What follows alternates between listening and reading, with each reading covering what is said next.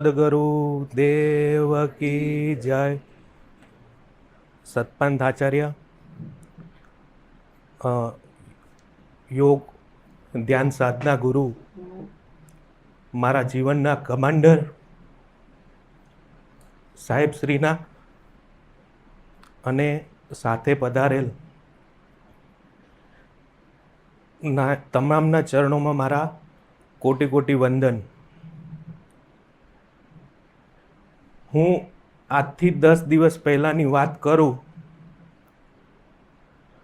તો પહેલો તો હું આ જેને પણ વિચાર આવ્યો કે પીરાણા ખાતે આપણું ધ્યાન કેન્દ્ર હોવું જોઈએ, તેમનો અને જેટલા પણ આ કુટીરો અને આ મકાન બાંધકામ કરવા માટે દાતાઓ થયા તેમનો પણ ખૂબ ખૂબ આભાર કે જે લોકો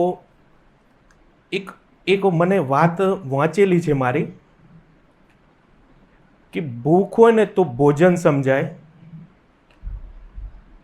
પથારી હોય પણ નીંદ હોય તો એની કિંમત પથારાને સમજાય, અને જો ધન હોય ને આવા ધાર્મિક કાર્યમાં વપરાય ને તો એની કિંમત સમજાય. 10 દિવસ પહેલાં જ્યારે હું અહીંયા આવ્યો જ નહોતો, મેં ક્યારે આવી આ શિબિર મારા જિંદગીની, આઈ એમ 33 યર ઓલ્ડ, મેં મારી જિંદગીમાં 33 વર્ષમાં નથી કોઈ બાળ શિબિર ભરી, નથી કોઈ મને સતપંથના કોઈ મંત્રો આવડતા, ખાલી 2 મંત્રોથી મારું જીવન ચલાવ્યું, દીવાજ્યોત અને ધૂપલોબન.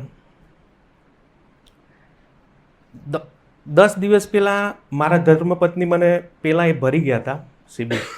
મને કહે કે ના, એકવાર તમારે જવું જોઈએ શિબિરમાં. હું બધો વિચાર કરતો, અલ્યા આપણે ક્યાં જશું ત્યાં કને ને કેવું હશે બધું. મગજમાં ઘણા તર્ક વિતર્કો મારા મગજમાં ભમતા. ઇવન સાંજ સુધી, આગલે દિવસ સાંજ સુધી મેં એને નહોતું કીધું કે હું હેડીશ, મેં મારું પેન્ડિંગ જ રાખ્યું હતું કે મારાથી નહીં અવાય. પણ પછી એની જે ભાવ હતો ને એ ભાવે આ શિબિર પતાવ્યા પછી મને ખબર પડી કે ના ભાવે મારા માઇન્ડને આખું ડાયવર્ટ કર્યું ને સાંજે 5 વાગે કીધું ચાલ ને, મેં કીધું હું જતો આવીશ. બપોરે 2 વાગે હું એવું વિચારું છું કે મને થોડો ઘણો તાવ આવી જાય ને તો કાલે મને જવું ના પડે શિબિરમાં. આવ્યો, પહેલા દિવસે અહીંયા કને અમને એડમિશન આપ્યું, જોયું, વિચાર થવા પાછો આટલું 33 વર્ષથી ફરતો જ હતો હું. ફરતે ફરતે પછી અહીંયા કને પ્રથમવાર મને વિચાર આવ્યો કે સાલું ફાવશે કે કેમ. વિચાર આવ્યો પછી કમાન્ડરે એમનું બધું પ્રવચન આપ્યું, યોગ ધ્યાન, એમને પ્રથમ દિવસની શરૂઆત કરી, ખૂબ મજા આવી. મને થોડો મને દિલચસ્પી વધતી. એ જે ધ્યાન કરાવ્યું એ ધ્યાનમાં પણ મને બેહદ અનુભવ થયો કે જે મેં મારી જિંદગીમાં એ વસ્તુ મેં ક્યારેય ફીલ જ નથી કરી. મારા જોડે પડેલી હશે, અંદર હશે, તો પણ મેં એનો ક્યારેય અહેસાસ જ નહોતો કર્યો કે મારી જોડે પણ આ વસ્તુ હું કરી શકું છું એમ. પછી આના ઘટનાક્રમમાં દરેકે દરેક એમના ધ્યાન જે કરાવવામાં આવ્યા એમાં મને બધા જ ભાવ ધ્યાન, વાત્સલ્ય ધ્યાન, એમાં જે મારી ભૂલોથી કે મને જે પણ મારા જીવનમાં નડચણથી, અડચણથી, એ તમામ પ્રશ્નોના જવાબ મને મળતા ગયા. મારા મનને ઉઠેલા જેટલા પણ પ્રશ્નો હતા ને એ આ 10 દિવસમાં મારા મનનું સંપૂર્ણ સમાધાન આપ્યું એમને.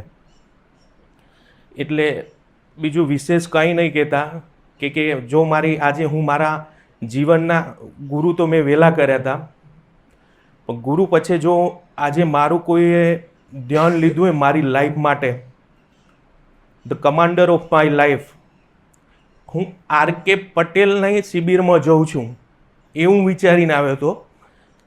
અને આજે હું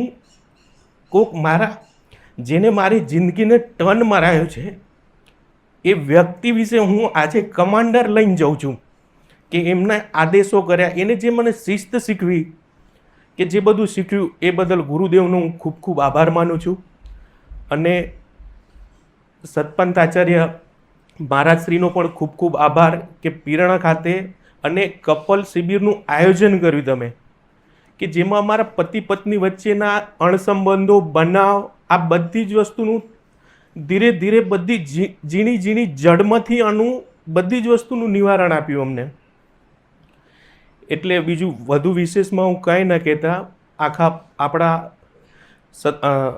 પૂરા પીરાણા મંડળનો કે જેટલા પણ સાધુ સંતો છે, જેમને પણ આ કાર્ય માટે વિચાર પણ લંબાવ્યો હતો કે ના કરવું જોઈએ, એમનો પણ હું ખૂબ ખૂબ આભાર માનું છું. અને આર.કે. સાહેબનો તો બેહદ. અને હું એવું પણ કહું છું કે મને ન આવા પાછળના મારા કારણો પણ સમજાઈ ગયા છે, અને હવે જે નથી આવ્યા ને એને પણ કઈ રીતે અહીંયા પહોંચાડવા એ પણ મને ખ્યાલ છે. કારણ કે હું જે ભોગી હતો ને અહીંયા આવ્યો છું ને, એટલે મને સામેવાળા તમામ લોકો જે નથી આવી શકતા એમની પણ વેદના ખ્યાલ છે. ચલો, વિશેષમાં કાંઈ નહીં. બધાને મારા જય ગુરુદેવ. બધા પ્રેમ ભાવ અને આશીર્વાદ રાખજો મારા. જય ગુરુ.